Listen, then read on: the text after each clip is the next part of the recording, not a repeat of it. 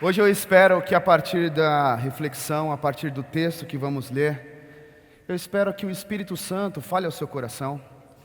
Eu espero que de fato você encontre cura nessa noite. Não só vocês que aqui estão presentes, como as pessoas que também estão na internet. Eu espero que através do Espírito Santo de Deus, nós possamos sim, ter um encontro que nos liberte, que nos traga vida e vida em abundância.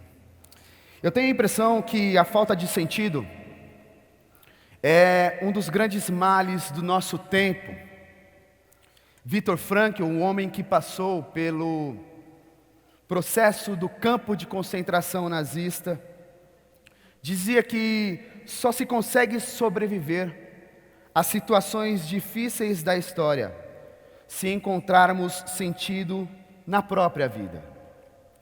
Mas sejamos sinceros, quantas vezes nós nos vemos girando em círculos, girando em torno de si? Desculpe a expressão forte, mas quantas vezes nós nos pegamos correndo atrás do próprio rabo? Desculpe a expressão forte, mas quantas vezes na história, na nossa vida, nós nos deparamos, de fato, desnorteados. Vira e mexe, diante de propostas de vida, de ações e movimentos de construção, eu escuto pessoas em aconselhamentos, às vezes no consultório, na clínica, pessoas dizendo que através ou a partir das percepções de algo bom, de construção de vida, fazem questionamentos como: e o que eu ganho com isso? Qual é a vantagem que eu levo? Talvez você já tenha feito esse tipo de questionamento em algum momento da sua história. Esse processo de ver a existência desintegrada nos faz de fato ter questionamentos como esse. Esse processo de ver a existência desintegrada faz com que giremos de fato em torno de si mesmo, desnorteados, perdidos. E isso não nos dá sentido. Ficar girando em torno de si mesmo não dá sentido. Afinal, o sentido tem a ver com direção. E quem está girando em torno de si mesmo não tem norte, porque não está indo para nenhum lugar, porque está perdido. Diante dessa incapacidade de viver, que está entre nós e às vezes dentro de nós, eu fico me perguntando o que foi que causou isso, o que gerou isso. E com essa pergunta em mente, eu quero te convidar para lermos juntos um texto que está no Evangelho de Mateus, no capítulo 12, para que também juntos possamos encontrar significados, símbolos que possam nos apontar um sentido de vida e vida plena. Evangelho de Mateus, capítulo 12, dos versos 15 ao 23. Se você não está com a Bíblia, você pode acompanhar nas telas. Nós vamos projetar o texto.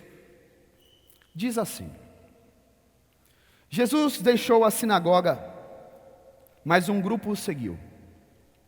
E ele curou todos eles. Aconselhou-os, entretanto, a manter as curas em segredo, de acordo com as orientações de Isaías. Observem meu servo, meu escolhido.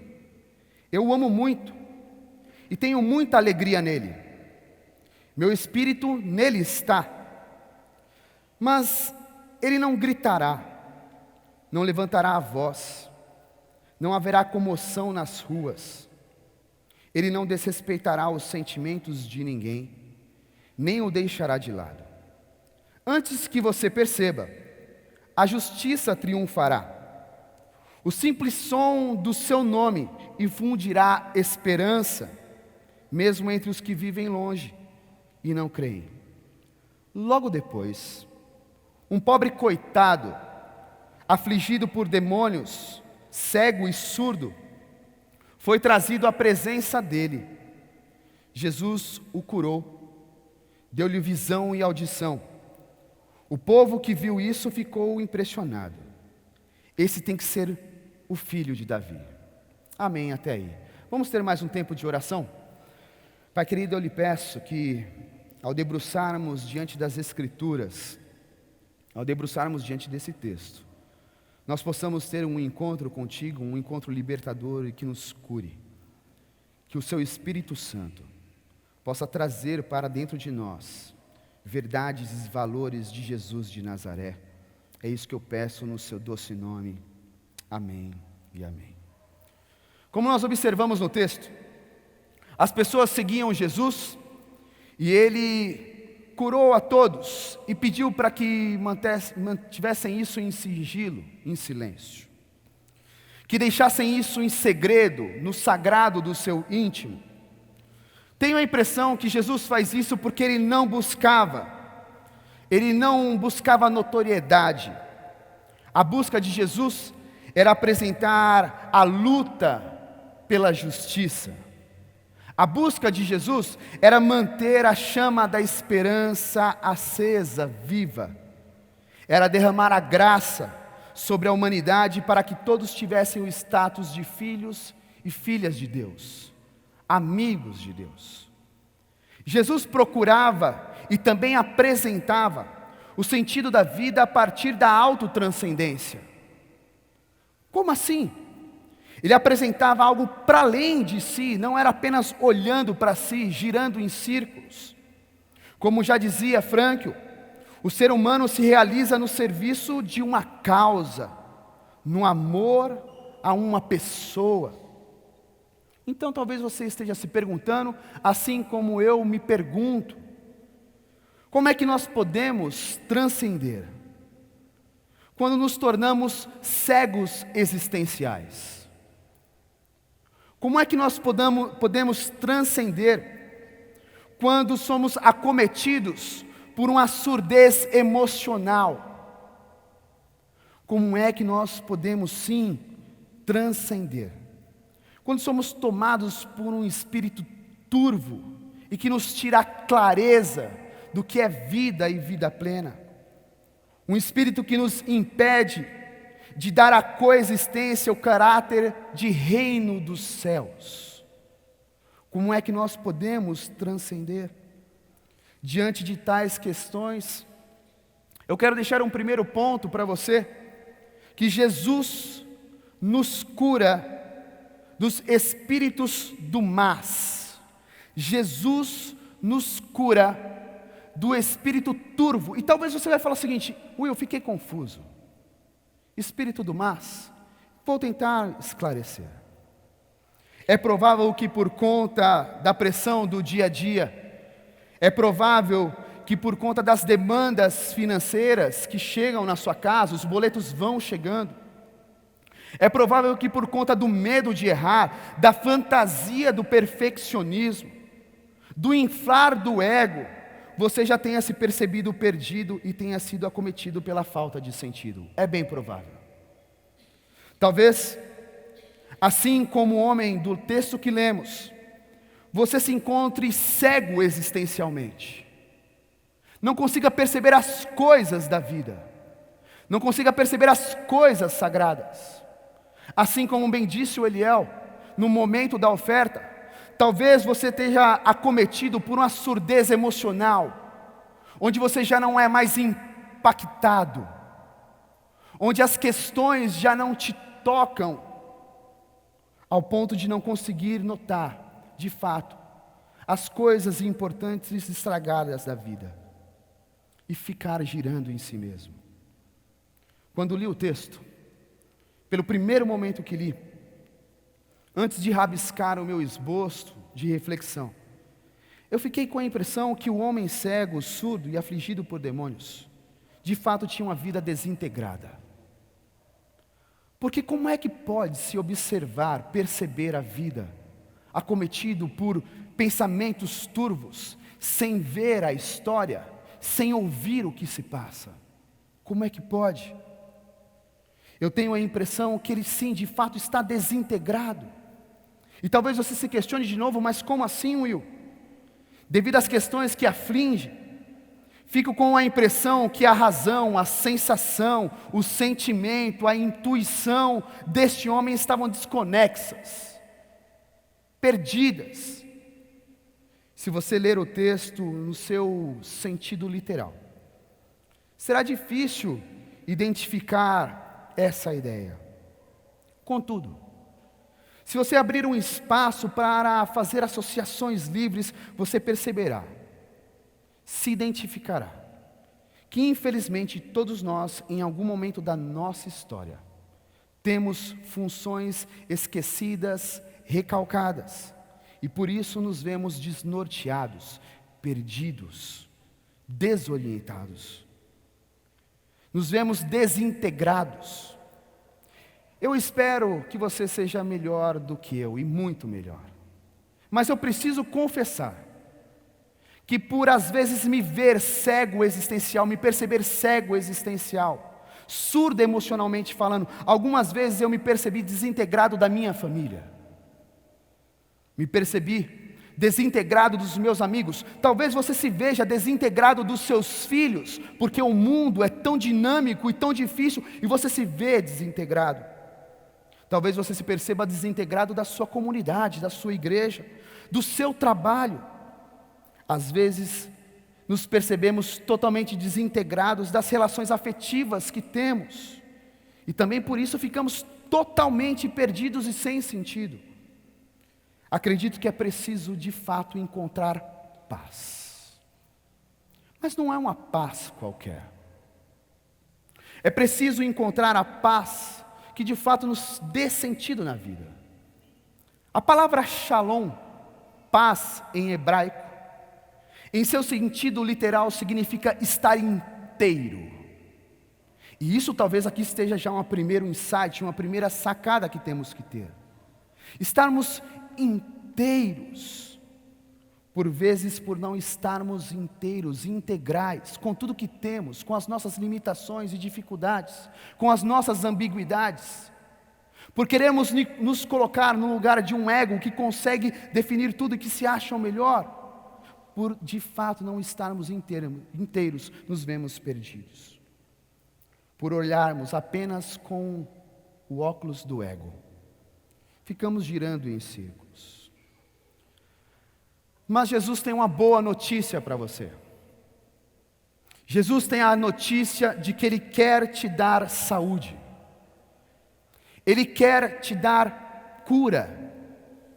O homem estava acometido sim por demônios no texto que lemos. E eu tenho a impressão, eu fico com o significado, como já disse aqui, que ele estava tomado por espíritos turvos, espíritos que impedem pensamentos, de fato que faz com que a gente perda a inteireza, espíritos que de alguma maneira faz com que a gente dissocie da razão, do sentimento, da intuição, da emoção, da própria vida. Há um teólogo alemão chamado Fridolin Stier, que ele dava o nome a esse espírito turvo de espírito do mas. Por isso que eu digo que Jesus nos cura do espírito do mas. O espírito, ou se você preferir, o estado que muitas vezes nos impede de ousar na vida. O estado que nos impede de seguirmos adiante.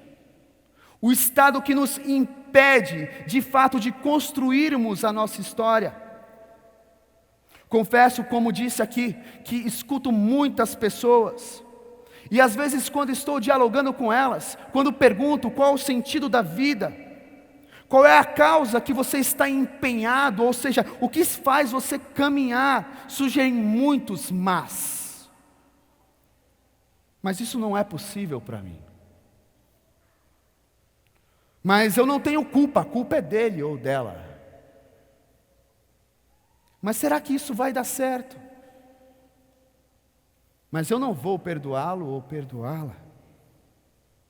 Mas foi ele que começou, foi ela que começou. Mas será que vale a pena, Will? Mas eu tenho medo de me machucar. É mas. E talvez isso está impedindo você de seguir, construindo, fazendo a sua história. Porque o mas é um espírito que se concentra nas objeções inevitáveis da vida. Deixa eu lhe dizer uma coisa: diante de qualquer proposta, sempre haverá uma objeção. Contudo, tenha bom ânimo, siga insistindo na história. Contudo, não deixe ser tomado por este espírito. Todos nós temos a ansiedade de não desperdiçarmos os nossos dias, e também temos dentro de nós, somos acometidos por esse espírito do mas, que nos impede de se envolver de fato com a nossa vida, com a nossa história. Porque quando você diz o seguinte, mas foi ele que começou, deixa eu lhe dizer uma coisa: se isso está de fato acabando com a sua história, não importa quem começou, o que importa é de fato você reconstruir. Não vale a pena ficar preso neste espírito.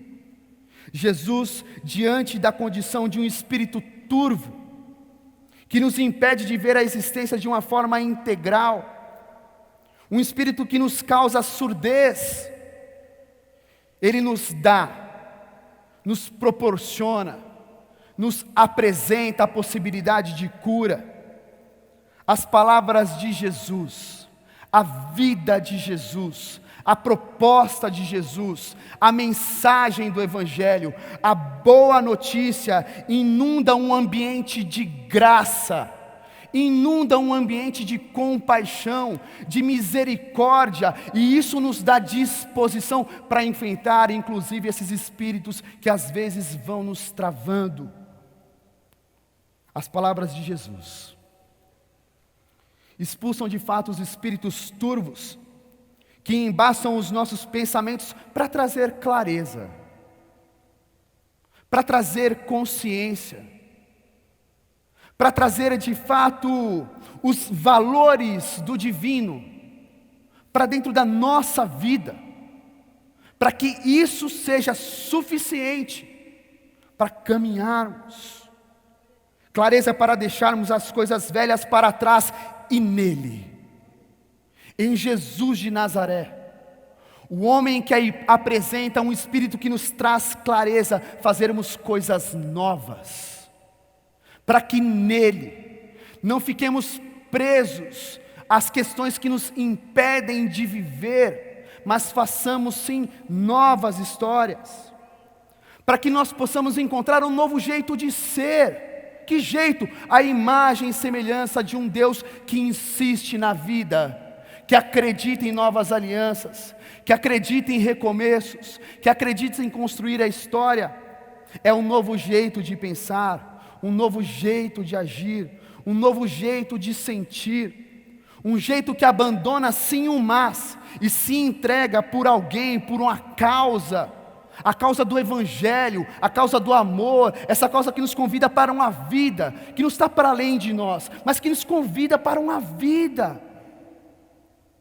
Uma causa que de fato, na minha percepção, nos traz para a vida e vida plena, com um novo Espírito, com o Espírito de Deus em nós. Nós podemos encontrar algo pelo qual nos empenhemos, nos dediquemos, algo que nos faz de fato esquecer de mim, muito maior do que eu sou, algo que me transcende. A Bíblia chama esse encontro de sentido de algo que me transcende, que é maior do que nós mesmos, de chamado. Então quero lhe dizer uma segunda coisa e afirmar: Deus tem um sentido sim para a sua vida. Uma outra forma de dizer isso: Deus tem sim um chamado para você. Deus nos fez a imagem e semelhança dele. E assim como ele, Jesus, tinha uma missão, nós, todos nós, filhos e filhas de Deus, também temos a nossa missão. Você já se perguntou qual é o seu chamado? Você já se questionou sobre isso? Se não, eu sugiro que faça. Faça uma autorreflexão e se pergunte: qual de fato é a minha missão aqui nos dias, nesse mundo? Qual é? O que eu quero fazer nesse mundo? O que eu desejo transmitir com a minha vida, com a minha história? Pense, reflita. Para que você foi chamado? Há um verso nas bem-aventuranças que eu particularmente gosto demais. E eu quero repartir com vocês. É uma bem-aventurança que está em Mateus capítulo 5, verso 8, você não precisa abrir. Diz assim: abençoados são vocês que puseram em ordem seu mundo interior, com mente e coração no lugar certo. Assim vocês poderão ver a Deus no mundo exterior. Em traduções mais clássicas diz assim: bem-aventurados os puros de coração, porque verão a Deus. Colocar em ordem mente e coração é a busca de um sentido, a busca pelo chamado. Coração puro é aquele lavado sim de todas as projeções, atrações, repulsões, aquele que abandona o mas, que abandona o girar em círculo, para ir ao encontro da vida e vida plena, para ir ao encontro do alvo, que é Jesus de Nazaré. Talvez você se questione: Will, essa coisa de chamado não é apenas para você que é pastor, ou para que alguém que tem algum vínculo religioso. Te digo com toda certeza, não. Chamado é uma missão para aqueles que estão dispostos a servir, e a partir disso, encontrar sentido na vida. Talvez o seu chamado seja de ser, de fato, um pai e uma mãe, que constrói uma família e oferece aos seus filhos amor, proteção e carinho. Talvez esse seja um chamado. Talvez o seu chamado seja de transmitir confiança para outras pessoas que estão próximas de você. Talvez o seu chamado seja de ser uma pessoa que assista a doentes emocionais ou biológicos. Talvez o seu chamado seja para construir uma atmosfera no trabalho, criando uma cultura positiva, produtiva, cheia de valores que trazem de fato eternidade para os momentos e para a vida. Porque de fato nós somos integrais, não está desintegrado. Tirar essas escamas existenciais faz com que percebamos o sagrado no trabalho, na família, no lazer, em todos os espaços que estamos. Talvez o seu chamado, até como um jornalista, seja encontrar palavras certas para descrever notícias, orientar pessoas sem manipulação perversa. E isso tantas outras profissões, tantas outras coisas que pode ter. Assim como os discípulos, Jesus nos envia para encontrarmos a nossa missão, o nosso sentido. Quando perguntamos interiormente, no íntimo do nosso ser, qual é o nosso chamado, eu tenho a impressão que nós rompemos com um ciclo que gira em torno de si mesmo, rompemos com o ciclo do narcisismo. E isso de fato é colocar na vida, na prática, amar ao próximo como a si, porque você faz do sentido da sua vida o outro, ele está sim ali próximo, e você pode trazer a partir das coisas que você tem nas suas mãos, algo bonito e bom e que leve sim valores eternos. paramos de girar em torno de nós mesmos. Por isso eu digo com muita alegria: bem-aventurados são os que caminham na direção do sentido da vida. Esses são bem-aventurados. Bem-aventurados são os que rompem com o mas, para de fato, com coragem, encarar a história. Onde quer que eu e você nos encontremos, sempre podemos ir na busca da nossa missão. Sempre podemos encontrar um chamado para iluminar, para melhorar a atmosfera, para criar um espaço mais nobre, uma existência mais bonita, para de fato fazermos o que Jesus propôs, o reino de Deus entre nós. Não é algo que está distante, é algo que é possível, é algo que está em nós. E quando nós nos perguntamos: qual é o meu sentido de vida? Qual é o meu chamado? Nós podemos trazer, colocar esse reino de Deus com maior ebulição para acontecer.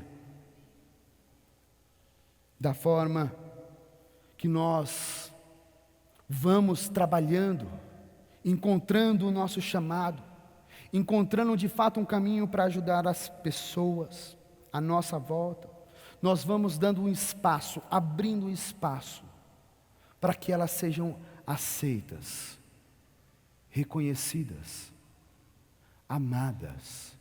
E eu tenho a impressão que é isso que Jesus de Nazaré fez como boa notícia. Reconhecia, amava. Onde Jesus chegava, não importa se era uma ceia, um partir do pão, ou se era uma conversa despretensiosa, a atmosfera mudava. Porque de fato ele estava buscando trazer algo maior. E eu e você podemos sim ser a imagem e semelhança do Cristo. Porque não sou eu que digo isso. Jesus disse isso. Se creres em mim, acreditares em mim, pedires em meu nome, farão coisas ainda maiores do que eu fiz. Reino de Deus entre nós. Um reino de coexistência. Um reino que apresenta o Emanuel na diversidade. Um reino que não consegue ver cor de pele, estética. Um reino que consegue de fato enxergar o existencial. Um reino que consegue sentir o coração pulsar. Um reino que tira de fato o que impede o coração de ouvir aquilo que pulsa. Um reino que enxerga no outro a imagem e semelhança de Deus. Para eu finalizar, talvez você se sinta hoje à noite, talvez, aprisionado por espíritos turvos que te impedem de ver com clareza. Talvez você se sinta aprisionado por desculpas de mas e mais mas. Talvez você tenha se percebido, de fato, com escamas nos olhos existencialmente. Talvez o seu coração já não consegue perceber mais o que pulsa na humanidade e se veja desnorteado. Se você se encontra assim, eu quero lhe deixar um desafio.